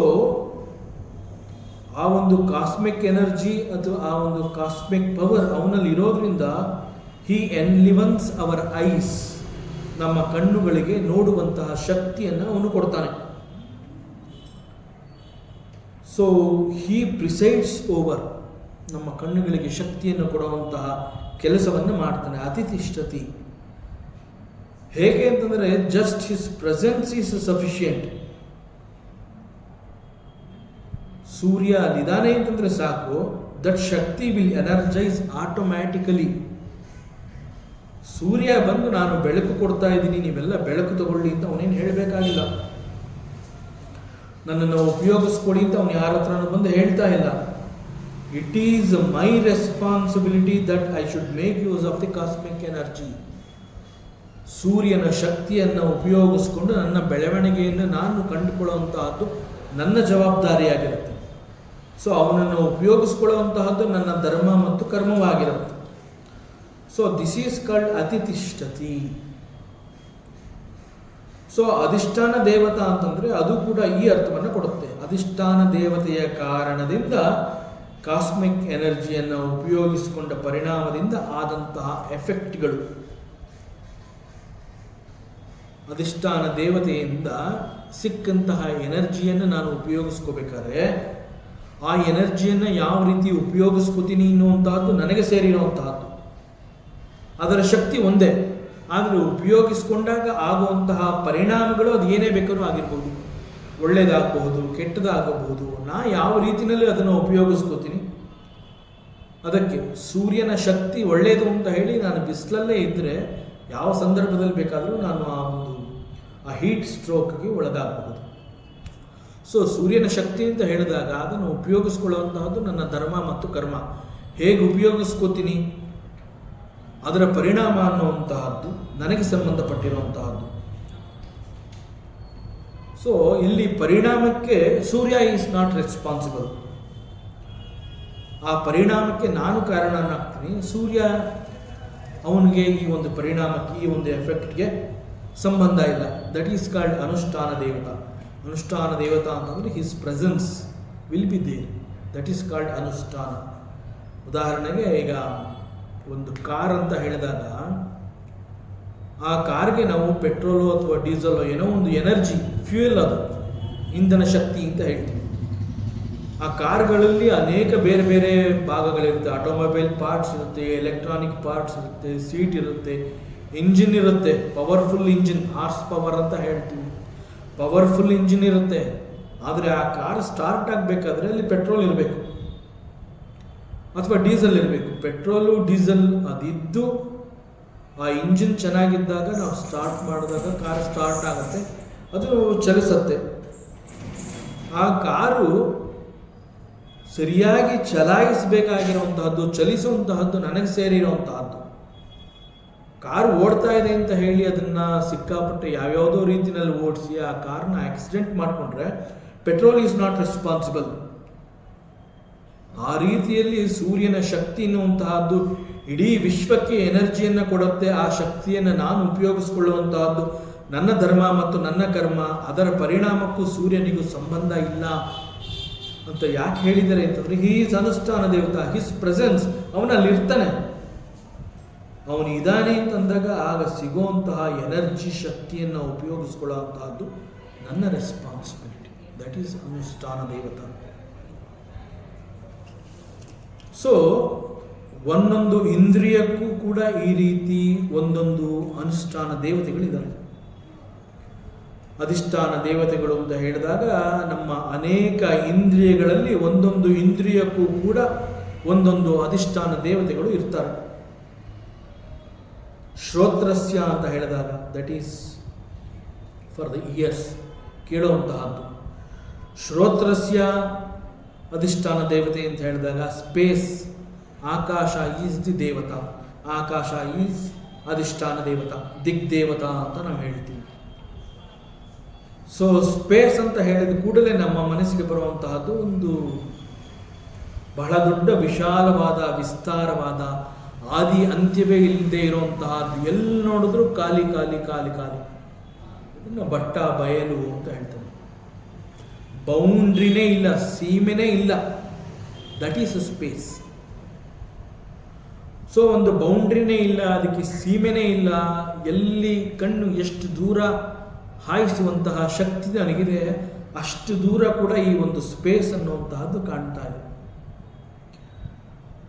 ಇಷ್ಟು ದೊಡ್ಡ ವಿಸ್ತಾರವನ್ನು ಹೊಂದಿರುವಂತಹ ಕಾನ್ಷಿಯಸ್ ಬೀಯಿಂಗ್ ಅದರ ದೇಹ.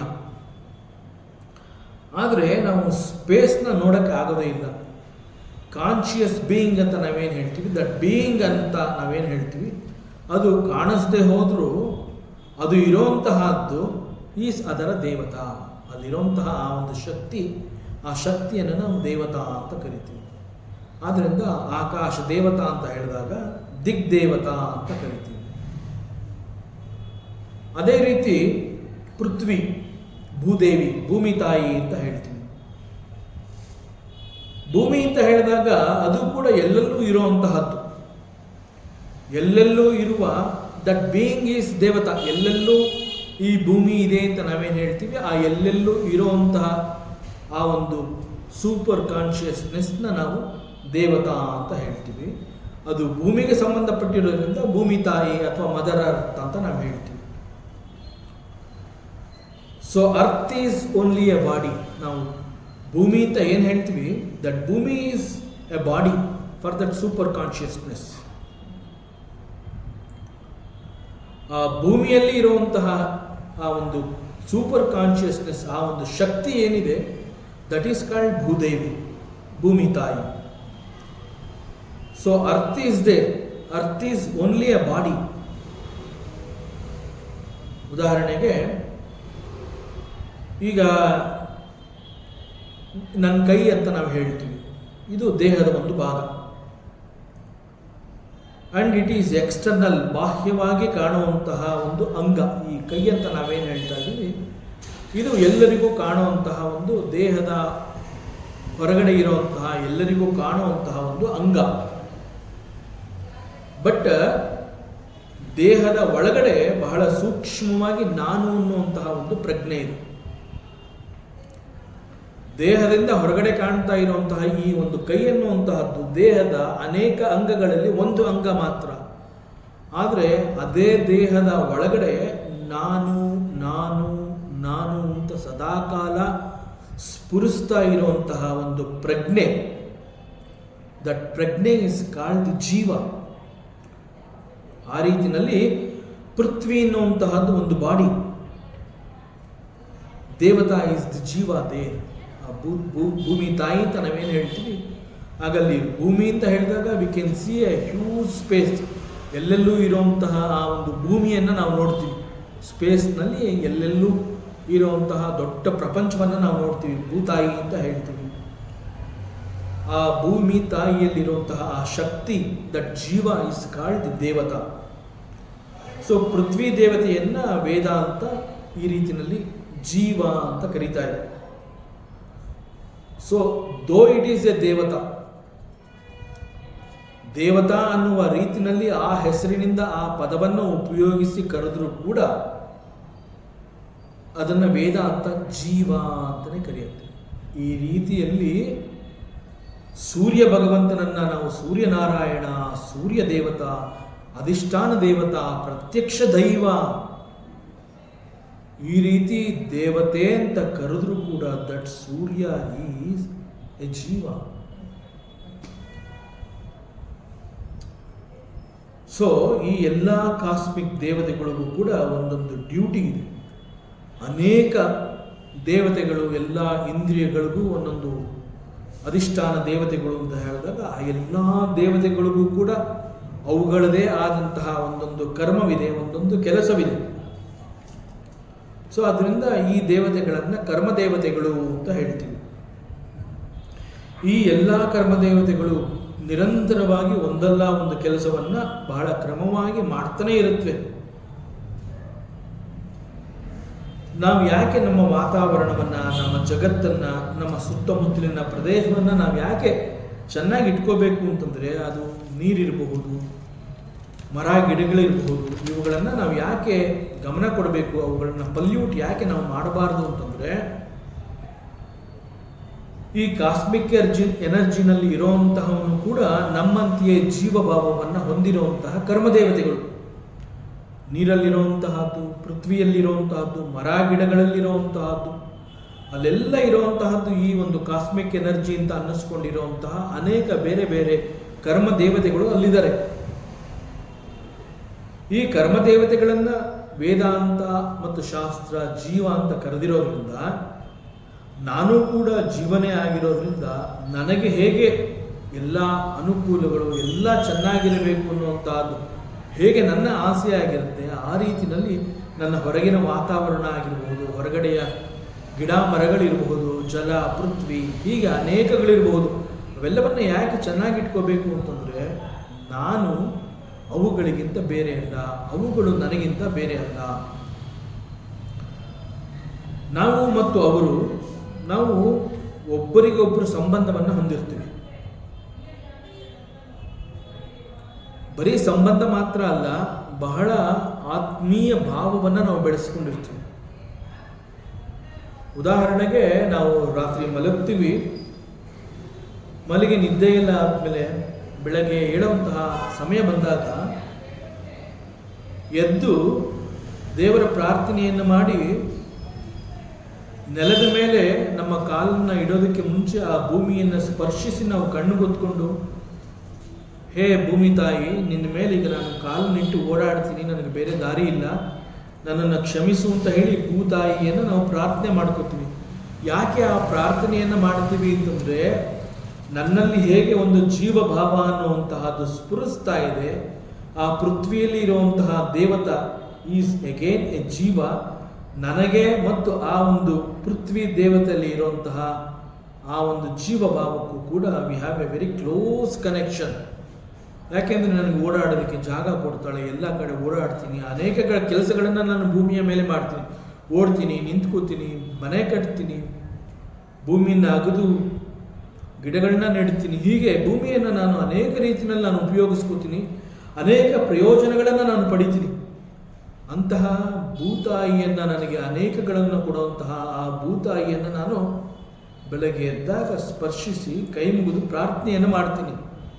ಈಗ ನಾನು ನಿನ್ನ ಮೇಲೆ ನನ್ನ ಪಾದವನ್ನು ಊರಿ ಹೆಜ್ಜೆ ಇಟ್ಟು ನಾನು ಎಲ್ಲ ಕಡೆ ಓಡಾಡ್ತೀನಿ, ದಯವಿಟ್ಟು ಸಹನೆಯಿಂದ ತಾಳ್ಮೆಯಿಂದ ನನ್ನನ್ನು ಕ್ಷಮಿಸು, ನನಗೆ ಬೇಕಾಗಿರುವಂತಹ ಎಲ್ಲವನ್ನ ನೀನು ಕೊಡ್ತಾ ಇದೆಯಾ.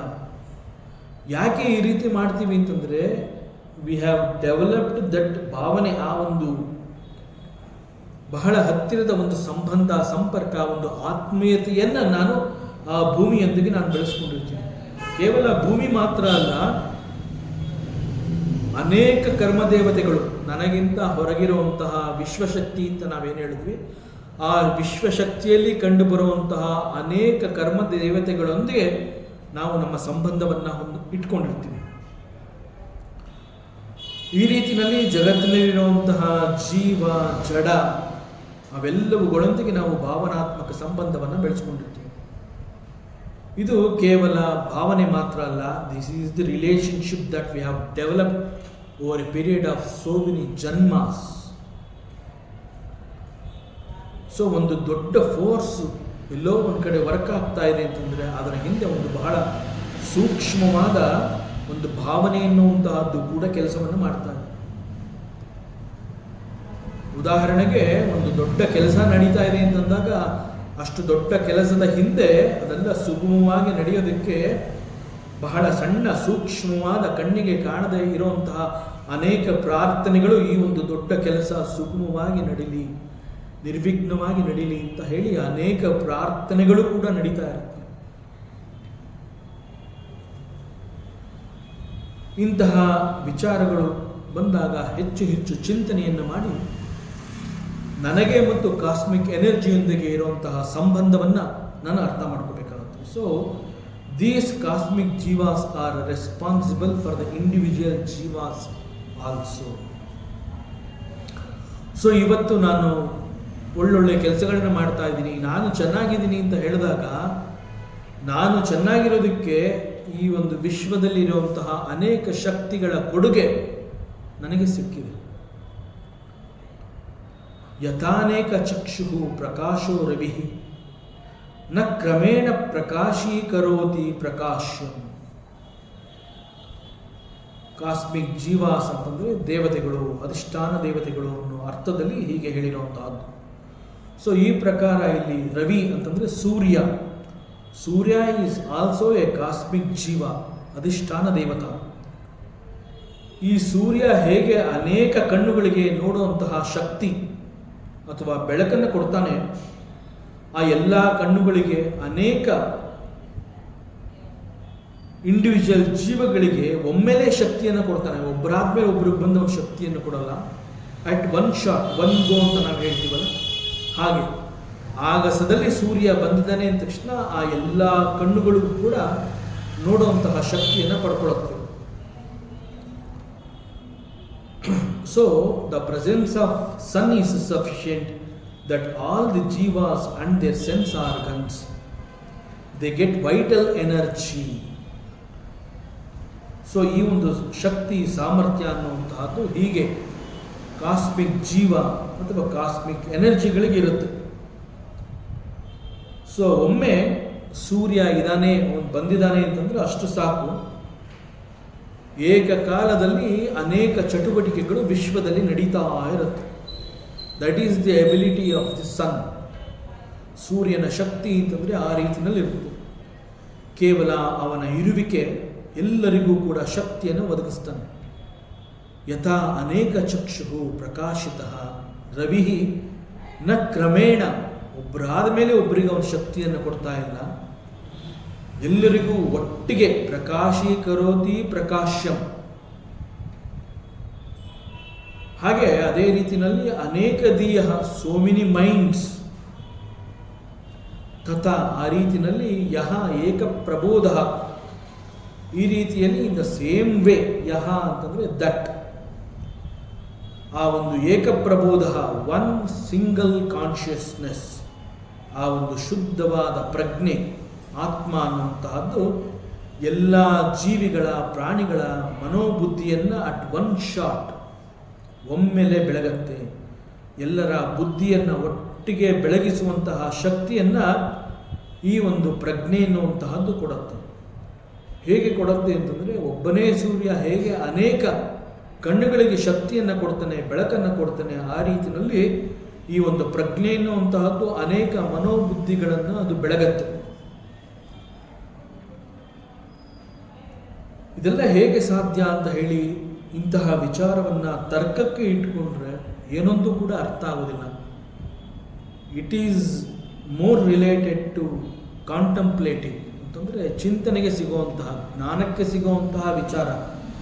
ಅದರಿಂದ it is to be realised within. ಮತ್ತೆ ಹೆಚ್ಚು ಹೆಚ್ಚು ವಿಚಾರವನ್ನು ಮಾಡಿ ಇಂತಹ ಸೂಕ್ಷ್ಮವನ್ನು, ಸತ್ಯವನ್ನು ನಾವು ಅರ್ಥ ಮಾಡ್ಕೋಬೇಕಾಗುತ್ತೆ. ಹೀಗೆ ಅನುಷ್ಠಾನ ದೇವತೆಗಳು ಅಂತ ಹೇಳಿದಾಗ ಅವುಗಳನ್ನು ಕೆಲವೊಮ್ಮೆ ವಿಶ್ವಶಕ್ತಿ, ವಿಶ್ವಪ್ರಜ್ಞೆ, ಅಧಿಷ್ಠಾನ ದೇವತೆ, ಅಧಿದೇವತೆ, ಹೀಗೆ ಅನೇಕ ರೀತಿಯಲ್ಲಿ ನಾವು ಕರಿತೀವಿ.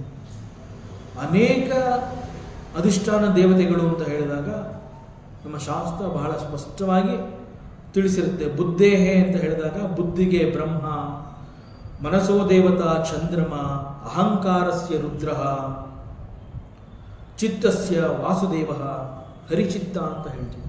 ಚಿತ್ತಸ್ಯ ವಾಸುದೇವ, ಈ ರೀತಿಯಲ್ಲಿ ಪ್ರತಿಯೊಂದಕ್ಕೂ ಕೂಡ ಅಧಿಷ್ಠಾನ ದೇವತೆಗಳಿರ್ತಾರೆ ಅಂತಂದ ಮೇಲೆ what is the need for this consciousness? ನಮ್ಮೆಲ್ಲರನ್ನ ನೋಡ್ಕೊಳ್ಳೋದಕ್ಕೆ ಒಂದೊಂದು ಇಂದ್ರಿಯಕ್ಕೂ ಕೂಡ ಒಬ್ಬೊಬ್ಬ ದೇವತೆಗಳು ಇದ್ದಾನೆ ಅಂತಂದ ಮೇಲೆ what is the necessity, what is the need of having one atma, one consciousness? ಯಾಕೆ ಬೇಕಿತ್ತು? ಇರುವಂತಹ ದೇವತೆಗಳೇ ಸಾಕಷ್ಟು ಇದ್ದಾರೆ ಅಂತಂದ ಮೇಲೆ ಈ ಪ್ರಜ್ಞೆ ಎನ್ನುವಂತಹದ್ದು ಏಕೆ ಬೇಕಿತ್ತು? ದೇವತೆಗಳು, ಕರ್ಮದೇಯ ದೇವತೆಗಳು ಅಂತಂದಾಗ ದೇ ಆರ್ ಆಲ್ಸೋ ಚಿದಾಭಾಸಸ್.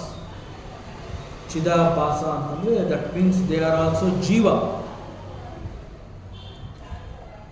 ನಮಗಿಂತ ಅಂತಂದರೆ ನಾವೆಲ್ಲ ಸಾಮಾನ್ಯ ಜೀವಿಗಳು, ಸಾಮಾನ್ಯ ಮನುಷ್ಯರಾದ ನಮಗಿಂತ ಈ ಅಧಿಷ್ಠಾನ ದೇವತೆಗಳು ಅವರು ಕೂಡ ಜೀವ ಅಂತಲೇ ಹೇಳಿದ್ರು ಕೂಡ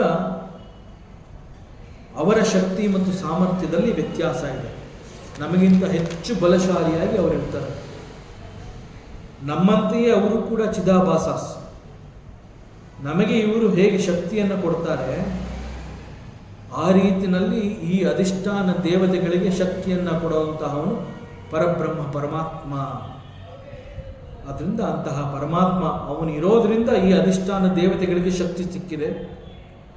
ಅವನ ಕಾರಣದಿಂದ ಸಿಕ್ಕಂತಹ ಶಕ್ತಿ ಈ ಅಧಿಷ್ಠಾನ ದೇವತೆಗಳು ಇಟ್ಟುಕೊಂಡು ಹೆಚ್ಚು ಶಕ್ತಿ ಸಾಮರ್ಥ್ಯವನ್ನು ಹೊಂದಿರುವಂತಹ ಈ ಅಧಿಷ್ಠಾನ ದೇವತೆಗಳು ನಮ್ಮಂತಹ ಸಾಮಾನ್ಯ ಜೀವಿಗಳಿಗೆ, ನಮ್ಮ ಬೆಳವಣಿಗೆಗೆ, ನಮ್ಮ ವಿಕಾಸಕ್ಕಾಗಿ,